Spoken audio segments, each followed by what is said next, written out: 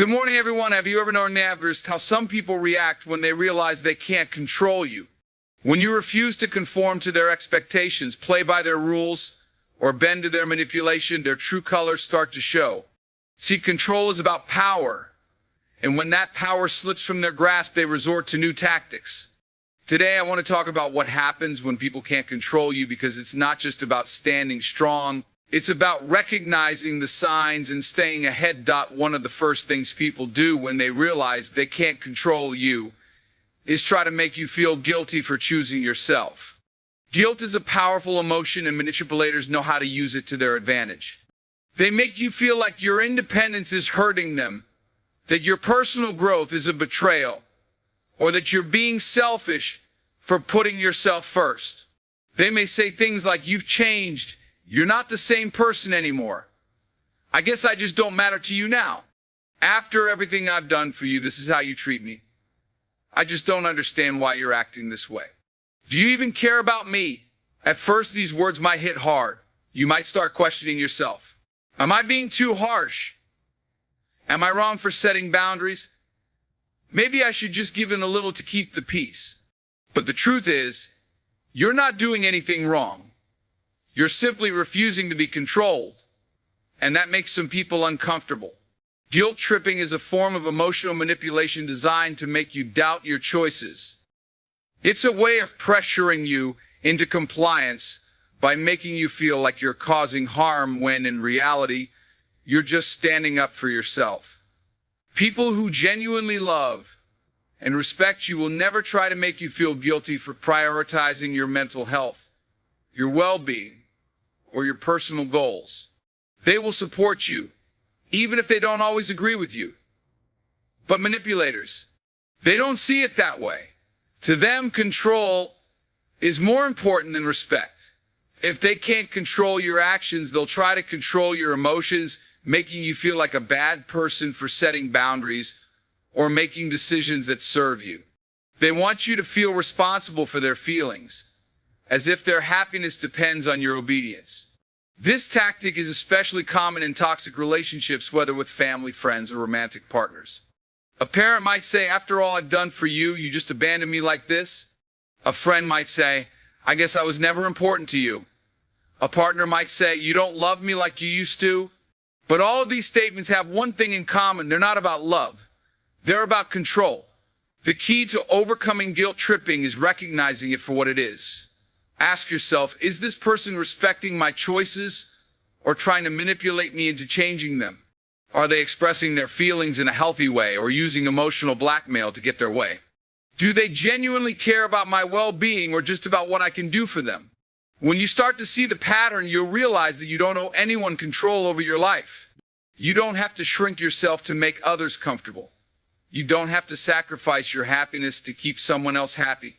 And most importantly, you don't have to feel guilty for choosing what's best for you. When people realize they can't control you, one of the most common ways they retaliate is by attacking your reputation. They know they can no longer influence your actions, so they attempt to influence how others perceive you. This is a calculated move. If they can't control you directly, they'll try to control the way the world sees you, hoping to turn people against you or make you doubt yourself. Rumors and lies are often rooted in bitterness and insecurity. The person spreading them feels threatened by your independence, so they create false narratives to make themselves feel powerful again. They might twist your words, exaggerate situations, or outright fabricate stories to make you look bad. They may tell others, "I don't know what's wrong with them lately. They've just become so arrogant. I tried to help them, but they just pushed me away. They think they're better than everyone else now. Be careful with them, I've heard some things." What makes this tactic so dangerous is that it's often done in subtle ways. Instead of launching obvious attacks, they might spread their lies in casual conversations, dropping little hints of doubt into people's minds. They might play the victim, making it seem like you're the one who hurt them. They might even pretend to be concerned about you, saying things like, "I'm just worried about them. I don't know what's going on with them lately." In reality, their goal isn't to express concern, it's to plant seeds of mistrust. This kind of behavior is especially common in workplaces, social circles, and even within families.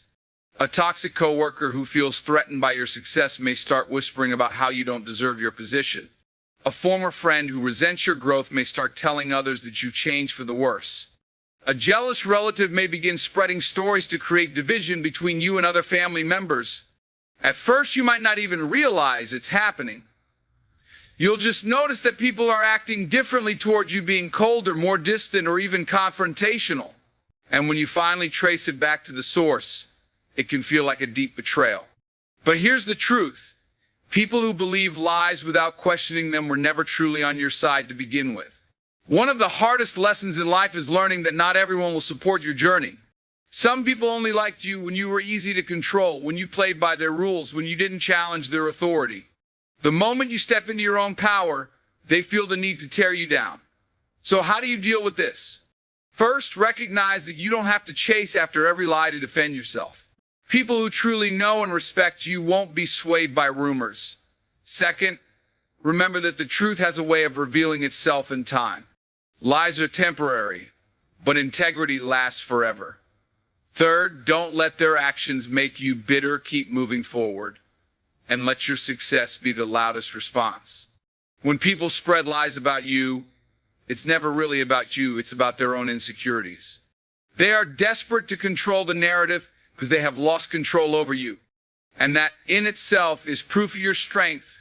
That when people can't control you directly, they often resort to passive-aggressive behavior. This is a subtle yet damaging way to manipulate you, making you feel uneasy, guilty, or even questioning yourself without them having to confront you openly. Passive aggression is a way for them to express their frustration at losing control while avoiding direct conflict. It's sneaky, calculated, and often leaves you feeling confused. You might notice that they suddenly start making sarcastic remarks, giving backhanded compliments, or using subtle digs disguised as jokes. For example, they might say, "Wow, I guess you're too important for us now. Must be nice to just do whatever you want without caring about how others feel. Oh, I wouldn't expect you to understand you're too busy with your new life now. I love how confident you are even when you're totally wrong." These statements are designed to make you feel bad without them having to take responsibility for their words. If you confront them, they might act innocent and say, "Oh, I was just joking. Don't take it so seriously." But the truth is, they know exactly what they're doing. They are trying to make you second-guess yourself while maintaining a level of deniability. Another common form of passive aggression is silent treatment or stonewalling. When they can't get you to comply with their expectations, they may suddenly withdraw their attention, affection, or communication. They'll ignore your calls, give you short or dismissive answers, or pretend you don't exist. Their hope is that you'll become so uncomfortable that you'll cave in and try to make things right even when you've done nothing wrong. They might also resort to procrastination or subtle sabotage when they feel like they are losing control over you. This is common in workplaces, friendships, or even family dynamics. For example, a coworker who feels threatened by your independence might accidentally delay projects you're working on together, causing you unnecessary stress. A friend who doesn't like that you're setting boundaries might agree to plans and then repeatedly cancel at the last minute. A family member who resents your decisions might forget to pass along important information that affects you. These actions may seem small on their own, but over time they add up, creating frustration and making you feel isolated. Perhaps one of the most dangerous aspects of passive aggression is gaslighting, making you feel like you're overreacting or imagining things.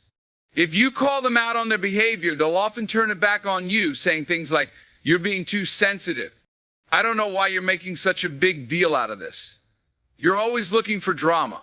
This tactic is meant to make you doubt your own feelings and perceptions, keeping you stuck in a cycle where you constantly seek their approval or validation. Passive aggression can be just as damaging, if not more, than direct hostility because it operates in the shadows. It's meant to wear you down over time, making you feel guilty, frustrated, or uncertain about your choices. And the worst part, it allows the person doing it to maintain a facade of innocence, making it harder to confront them.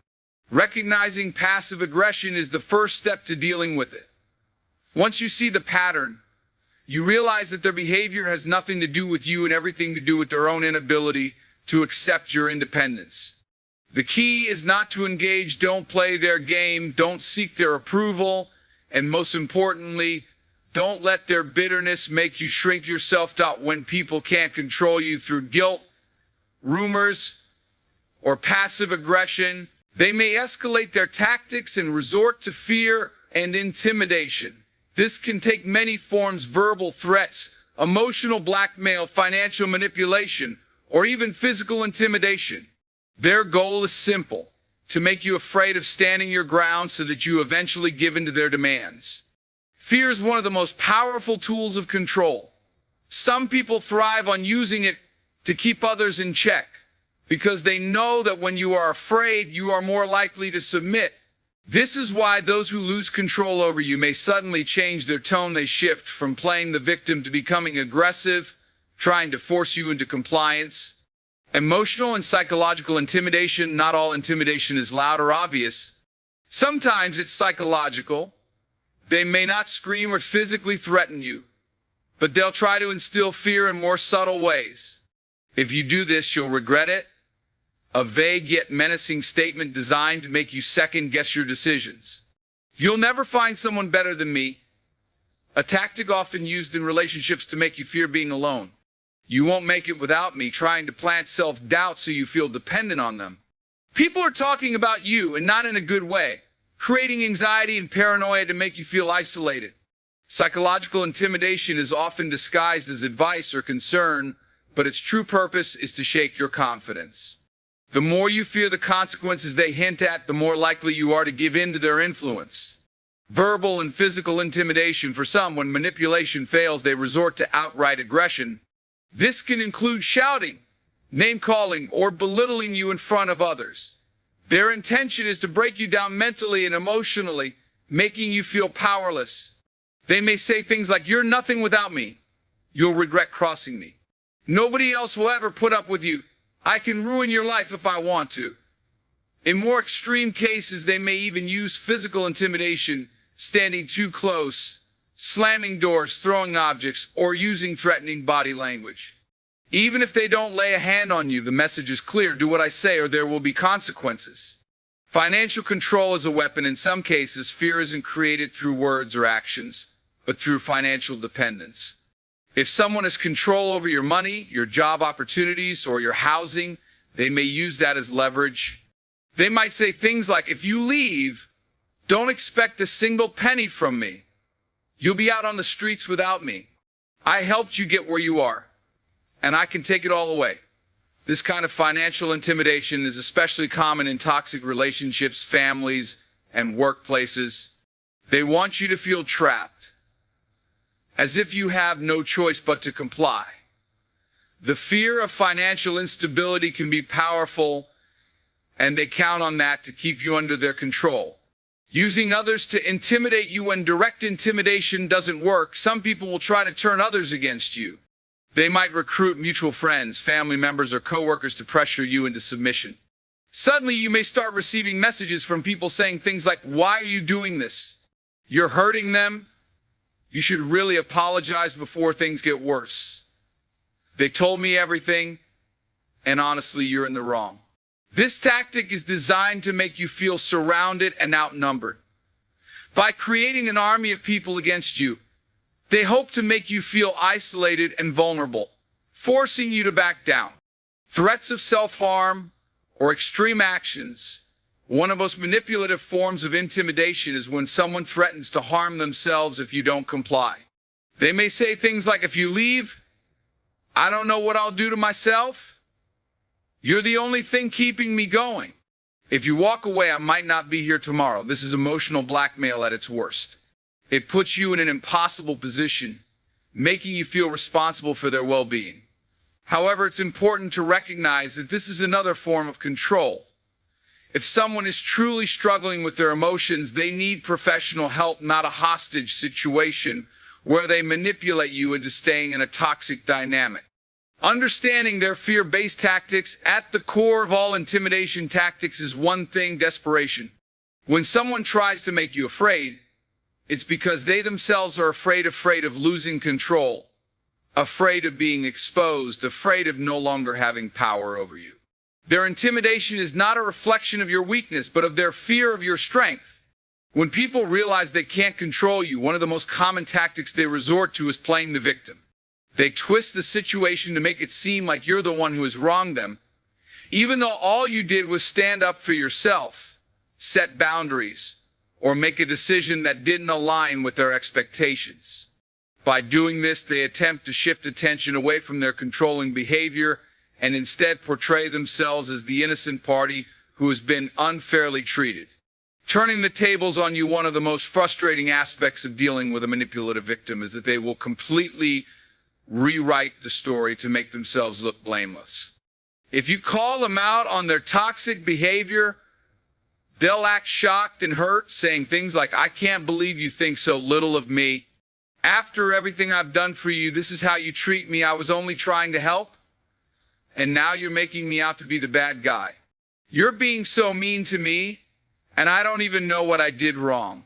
Suddenly, instead of focusing on what they did to hurt you, the conversation shifts to how you've supposedly hurt them. This can be incredibly frustrating because it derails any progress toward accountability. Instead of taking responsibility for their actions, they make you feel guilty for even bringing it up.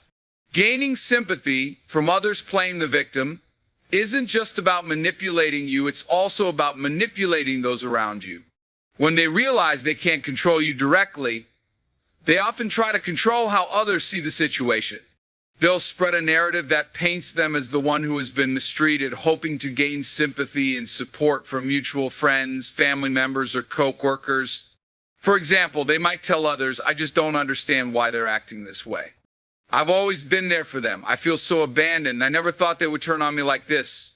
I guess they don't care about me anymore. I've been nothing but good to them, and now they're treating me like I'm the enemy."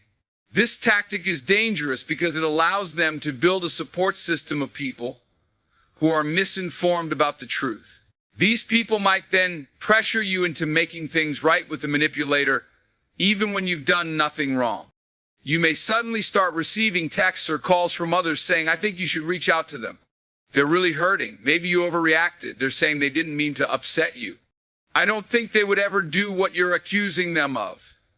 This can make you feel isolated, misunderstood, and even question whether you are in the wrong. But remember, just because they've convinced others of their false narrative doesn't mean it's the truth. Acting helpless to avoid responsibility, another way they play the victim is by pretending they had no idea they were doing anything wrong. Instead of acknowledging their controlling behavior, they'll act completely clueless, saying things like, "I was just trying to help. I didn't know it would upset you. I don't understand why you're being so harsh with me. If I knew this would make you mad, I never would have done it." This tactic is meant to make you feel like you're overreacting. Instead of apologizing or changing their behavior, they get seem like they were just innocent and misunderstood. This keeps them from having to take accountability while making you feel guilty for even addressing the issue. Using past good deeds as a shield, people who play the victim often bring up past things they've done for you to justify their current behavior. They believe that because they've been nice to you before, you now owe them compliance. If you push back against their control, they'll remind you of all the times they helped you, supported you, or did something for you, making it seem like you're ungrateful for standing up for yourself. For example, "I was there for you when you needed me, and this is how you repay me. After all the sacrifices I made for you, you're just going to walk away. I've done so much for you, and I never asked for anything in return except this one thing." This is an emotional debt trap. They want you to feel like you owe them your loyalty, obedience, or attention because of what they've done for you in the past. But true kindness doesn't come with strings attached. If someone only did nice things for you to use it as leverage later, it was never genuine kindness to begin with. Crying or having emotional outbursts when all else fails, some people will resort to dramatic emotional displays, crying, yelling, or even throwing tantrums to manipulate you into submission. They might break down in tears and say things like, "You don't even care about me anymore. I don't know how to go on without you. You're breaking my heart. I guess I was never good enough for you." These emotional outbursts are designed to make you feel guilty and second-guess your decision. If you were feeling strong and confident in your boundaries before, suddenly you're being pulled into an emotional whirlwind where you feel responsible for their feelings. They want you to feel so bad for them that you forget why you stood up for yourself in the first place. How to recognize and overcome the victim trap. People who play the victim don't want solutions, they want sympathy. They don't want to make things right, they want to make you feel like you're the problem. The key to dealing with this is recognizing it for what it is. A tactic to make you feel guilty, obligated, or responsible for their emotions.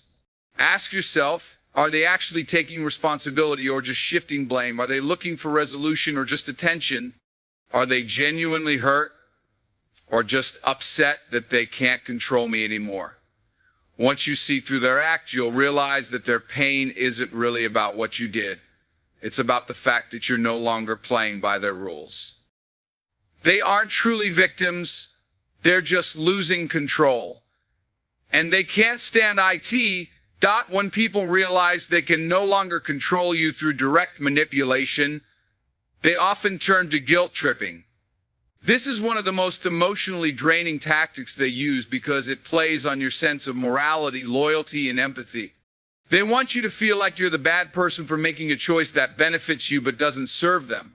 Guilt is a powerful tool. It doesn't rely on force or threats, but instead works by making you doubt yourself, your decisions, and even your character.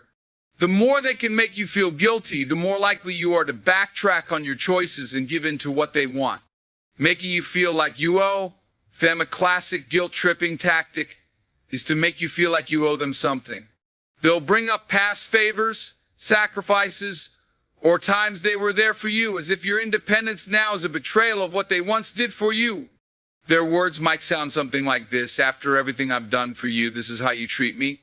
I was always there for you, and now you can't even do this one thing for me. I helped you when no one else would, and this is how you repay me. If it weren't for me, you wouldn't even be where you are now. They don't remind you of these past favors out of love or genuine appreciation. They do it to manipulate you into feeling obligated to comply with their wishes. But true kindness doesn't come with strings attached. If they were truly helping you out of care and generosity, they wouldn't be using it as a weapon to control you now. Painting themselves as the victim of your choices, guilt trippers love to position themselves as the ones being hurt by your decisions, even when your choices have nothing to do with them. This is especially common when you set boundaries or decide to prioritize yourself for once. Instead of respecting your choices, they'll say things like, "Wow, I guess I just don't matter to you anymore. I see how it is. You've changed. I guess I was never important to you in the first place. I never thought you'd treat me like this." This is meant to make you feel guilty for choosing yourself. They want you to second-guess your decision and question whether you're being unfair or selfish. But here's the truth: just because someone is upset by your boundaries doesn't mean you're wrong for setting them. Their feelings are not your responsibility, especially when they stem from their inability to control you. Using guilt to keep you in toxic situations. Guilt tripping is often used to trap people in unhealthy relationships, friendships, or family dynamics. Instead of accepting that you are making a choice for your well-being, they'll frame it as if your actions are a betrayal. They might say things like, "Family is supposed to stick together no matter what. So you're just going to walk away from everything we built. I can't believe you'd abandon me like this. I thought we were friends, but I guess I was wrong." The unspoken message behind these statements is that if you walk away, you are the bad person. It makes you feel like staying, even if it's hurting you, is the only way to avoid warfare. But in reality, staying in a toxic situation just because someone doesn't want you to leave is not loyalty, it's self-sacrifice. Bringing up the past to make you feel bad. Another way guilt trippers manipulate you is by constantly reminding you of past mistakes, missteps, or moments of weakness. They use your past against you to make you feel like you don't have the right to stand up for yourself now. You might hear things like, "Remember when I forgave you for that thing you did? And now you're treating me like this? I let that thing slide because I cared about you, and now you're just going to turn your back on me. You weren't perfect either, but I never made you feel bad about it." They're not bringing up the past because it's relevant. They're doing it to manipulate your emotions and make you feel like you don't deserve to make choices for yourself. They want you to feel indebted to them, even if the past mistakes have already been addressed and should no longer be a factor. Using health, age, or other factors to induce guilt. In some cases, guilt trippers will use their own struggles, whether real or exaggerated, to make you feel like you have to do what they want. They might bring up their health, age, or hardships to make you feel like abandoning them would be cruel. Examples include, I don't have much time left and you're just going to treat me like this. I'm sick and I need you. You're just going to leave me to deal with this alone. I raised you and now you don't even care about me anymore. I'm struggling so much and you can't even do this small thing for me. This is particularly manipulative because it preys on your empathy. Of course, you don't want to be heartless, and they know that. But the truth is, your well-being matters too.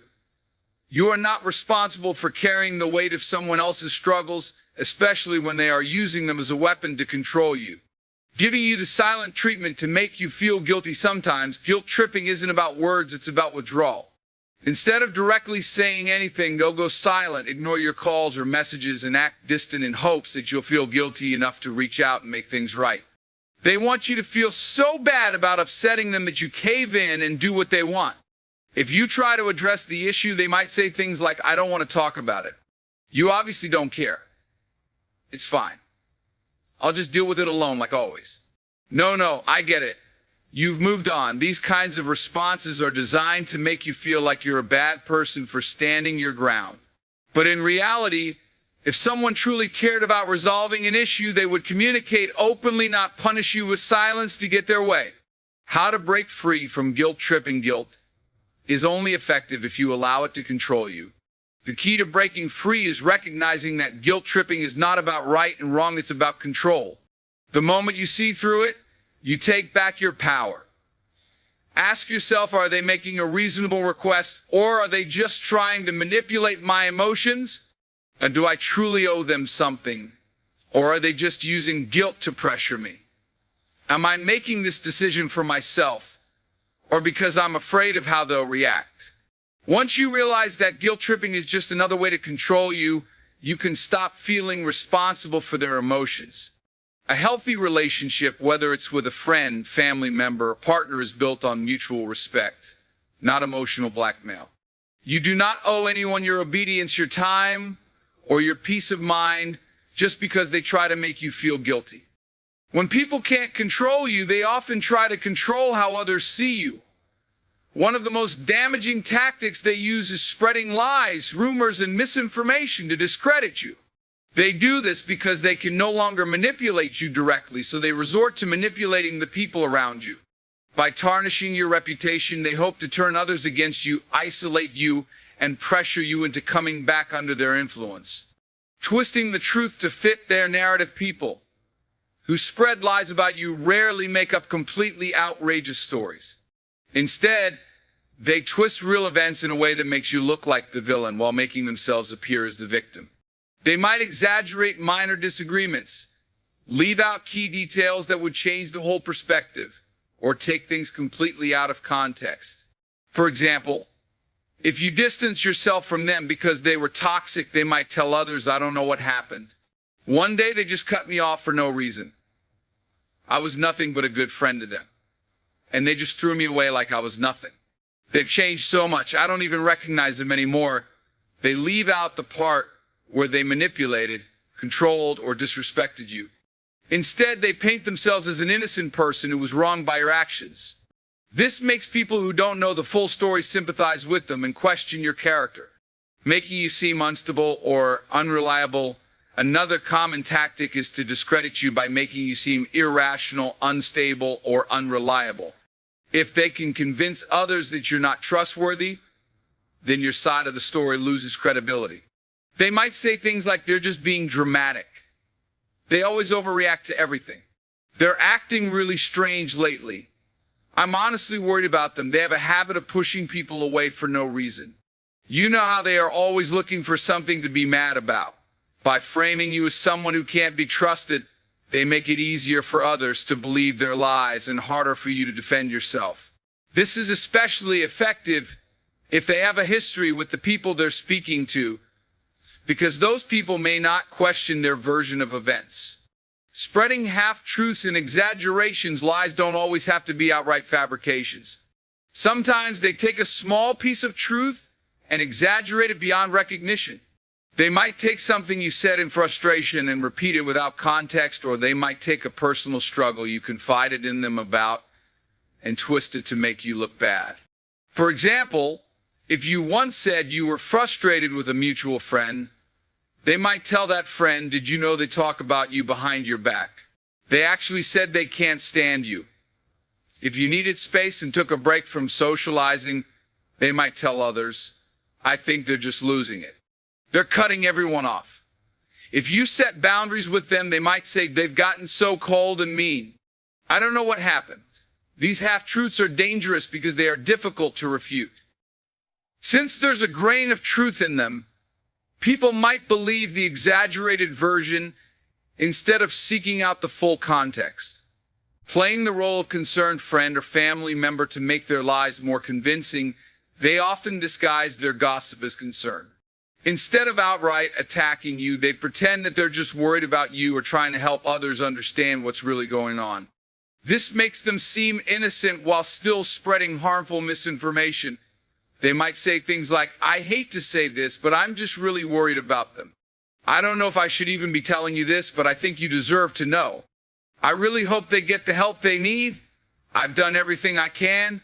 This approach makes it seem like they're acting out of kindness rather than malice. Because of this, even well-meaning people might believe their lies and start to view you differently without realizing they've been manipulated. Trying to turn mutual friends and allies against you. One of the most harmful effects of spreading lies is that it can turn people you care about against you. They do this because they want to isolate you after all. If you have no support system, you'll be easier to control. They'll try to create conflict between you and mutual friends, family members, or coworkers by planting seeds of doubt and mistrust. They might say things like, "I don't want to start drama, but they've been saying some things about you that I think you should know. I don't think they really care about you. They only talk to you when they need something. I just don't want you to get hurt, but I think you should be careful around them." If the people they target believe these lies, they might start distancing themselves from you, leaving you feeling isolated and confused. This can be particularly painful if the people turning against you are close friends or family members. Using social media to spread false narratives in today's digital age, many manipulators use social media as a tool to control the narrative. Instead of confronting you directly, they post vague, passive-aggressive messages designed to make you look bad without mentioning your name. This allows them to spread their false narrative while avoiding direct accountability. Some examples include, some people will show their true colors when you stop letting them walk all over you. I guess loyalty doesn't mean anything to some people anymore. It's sad when you do everything for someone and they still betray you. Cutting off toxic people is necessary, but it still hurts. These posts are designed to get sympathy from others while making you look like the villain. If people don't know the full story, they might assume that you are the one who did something wrong, and they may even start taking the manipulator's side without ever hearing your perspective. How to protect yourself from lies and misinformation. Dealing with someone who spreads lies about you can be exhausting. But the most important thing to remember is that the truth will always come to light. People who lie and manipulate may gain temporary influence, but in the long run, their dishonesty will catch up to them. To protect yourself, stay calm. Reacting with anger or retaliation can play into their hands and make you look bad. Maintain your integrity. Keep being the person you truly are. Over time, people will see the truth for themselves. Address the lies only when necessary. Some people will believe what they want, no matter what you say. Focus on speaking the truth to those who genuinely matter. Surround yourself with people who truly know you. Those who have a strong relationship with you will be less likely to fall for the misinformation. When someone spreads lies about you, their goal is to control your reputation, your relationships, and your emotions. But as long as you refuse to play their game, their power over you begins to fade. When people realize they can no longer control you, one of the most destructive things they might do is actively try to sabotage you. Their goal is simple. If they can't benefit from you, they don't want you to succeed. Whether it's in your personal life, your career, your relationships, or even your mental well-being, they will do whatever they can to create obstacles, spread negativity, and make your journey as difficult as possible. Sabotage can come in many forms, some obvious and others more subtle. It can be as direct as trying to ruin your reputation or as passive-aggressive as planting seeds of doubt in your mind. The key thing to remember is that sabotage is an act of desperation. These people feel powerless, so they resort to underhanded tactics in an attempt to regain a sense of control over you. Trying to ruin your reputation, one of the most common ways people sabotage you is by attacking your reputation. They know that if they can make others doubt you, criticize you, or turn against you, it will be harder for you to move forward in life. This often takes the form of spreading rumors, lying about you, or twisting the truth to make you look bad. They may tell mutual friends or colleagues negative things about you to damage your social standing. Bring up your past mistakes, even ones you've outgrown, to make people question your character. Spread misinformation that makes you seem unreliable, untrustworthy, or undeserving of success. Exaggerate or fabricate stories about you to make others distance themselves from you. These tactics are particularly damaging in professional settings. If they know you're excelling in your career, they might try to discredit you in front of your boss, co-workers, or clients. They want to create doubt about your ability so that people hesitate to trust you, hire you, or promote you. Creating drama to distract you. Another way they sabotage you is by dragging you into unnecessary drama.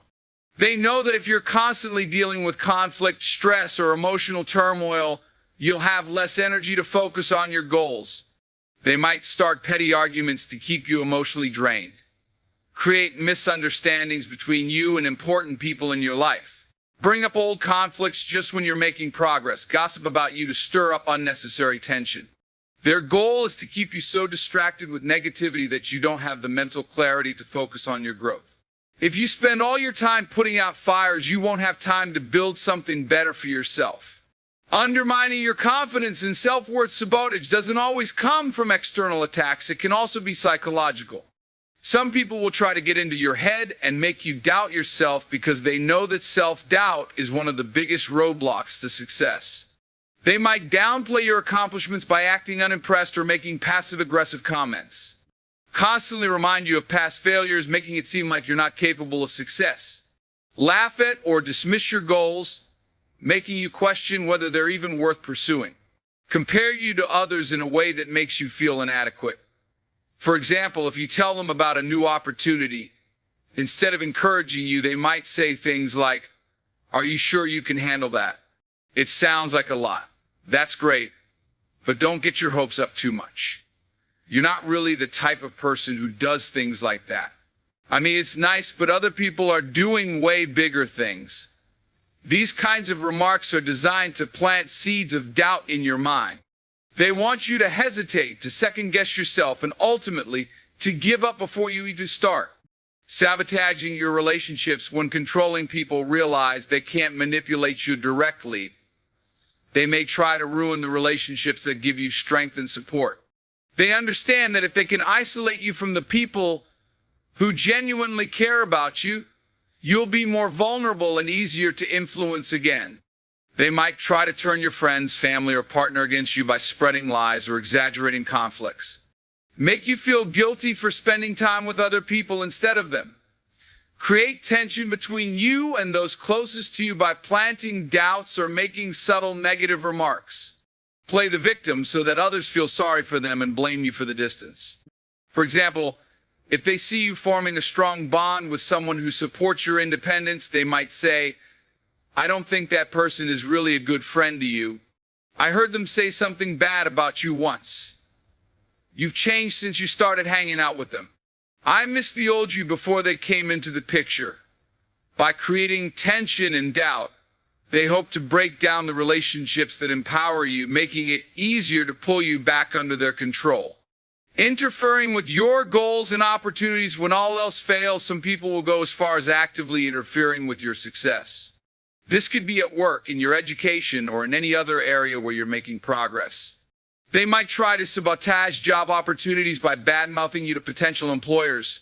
disrupt your focus by constantly distracting you with unnecessary issues, prevent you from accessing resources or support that could help you succeed, withhold important information that you need to move forward.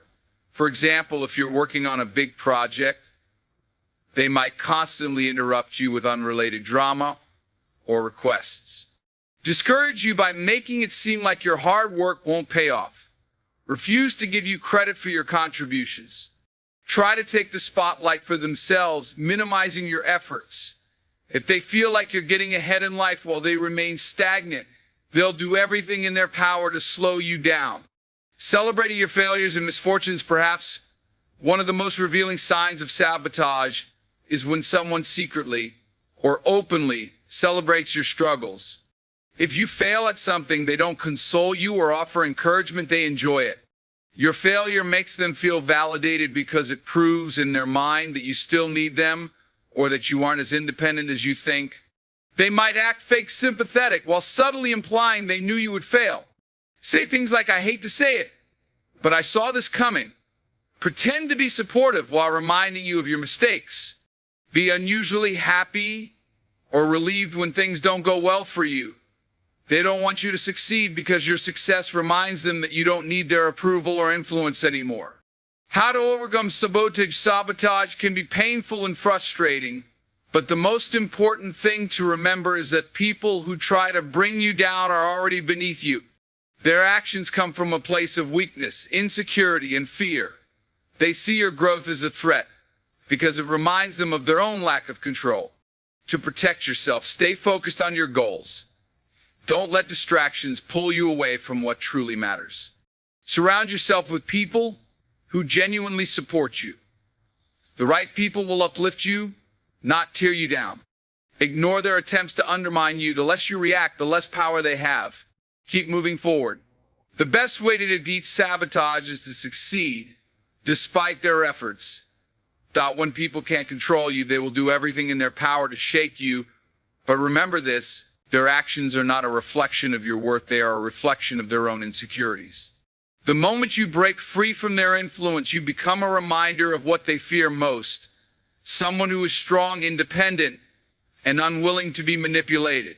No matter what they say, no matter what they do, stay focused on your path. Do not let their negativity distract you from your purpose. Surround yourself with those who uplift you, protect your peace, and never dim your light to make others feel comfortable. At the end of the day, success is the greatest response. Keep rising, keep growing, and keep proving through your actions, not your words, that you are unstoppable.